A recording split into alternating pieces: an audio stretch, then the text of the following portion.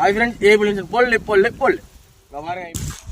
பட்டானா பிந்தனம் முந்திரினா முந்தனம் எப்புனோ அப்புன்னா முந்திரி பயல்கடா கொடூரமா. முந்திரிய பாருங்க, முந்திரி பழத்தை பாருங்க, முந்திரி விதையா பாருங்க, வாங்க முந்திரி செடியா பாருங்க, எப்படி என்ன அழகுன்னு பாருங்க. அங்க பாருங்க எப்படி கொத்து கொத்தா செத்துருக்கான்னு பாருங்க.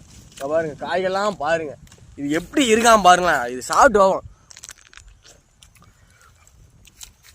வேற லெவல். நாக்கில் வைக்க முடியல, சுருன்னு நல்ல டேஸ்டாக இருக்கு பார்த்துக்கோங்க. இது வந்து கொஞ்சம் முந்திரி விளங்க பாருங்க, சுற்றி முற்றி காட்டுக்குள்ள முந்திரி செடி. எப்படின்னா இது வந்து கொஞ்சம் வித்தியாசமான டேஸ்டாக இருக்கு, நல்லா அருமையாக இருக்கு பார்த்துக்கோங்க.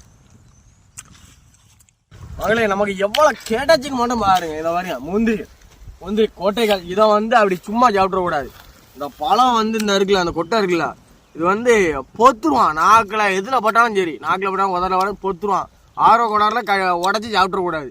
சுட்டி அந்த பருப்பை மட்டும் எடுத்து சாப்பிடணும், சரியா? வேற வந்து இந்த பாருங்க எல்லாம் முந்திரி எப்படி இருக்குன்னு பாருங்க. இந்த அழகா பாருங்க, சுவையை பாருங்க, சொல்ல வார்த்தையே இல்லை, அப்படி இருக்கு. இதை பாருங்க, இதை எப்படி பண்ணோம் அப்படின்னா ஒரு திருக்கு, இப்படி திருக்குனா வந்துடும். இது மெத்தட் அவ்வளோதான். ஆனால் இதை பாருங்க, இப்போ நம்ம என்ன பார்க்க போகிறோம் அப்படின்னா, இது முந்திரியில் வந்து இந்த பருப்பு இருக்குது பார்த்தீங்களா? இந்த பருப்பை வந்து இந்த கொல்லாங்கட்டு கம்பெனிலாம், கொல்லாங்கோட்டை கம்பெனியில் வேலை பார்ப்பாங்க.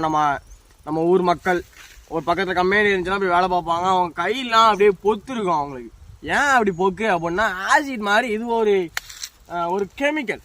இதில் வந்து வெளியே ஃபுல்லாக கெமிக்கல் இருக்கும். இதை வந்து சூட்டு நம்ம வீட்டில் சாப்பிட்ணும் அப்படின்னா, இந்த காய் எரிஞ்சு அப்படின்னா சூட்டு உள்ள பருப்பை எடுக்கணும். அந்த பருப்புக்கு தோலுக்கு வெளியில் அந்த ஆசிட் மாதிரி இருக்கும்.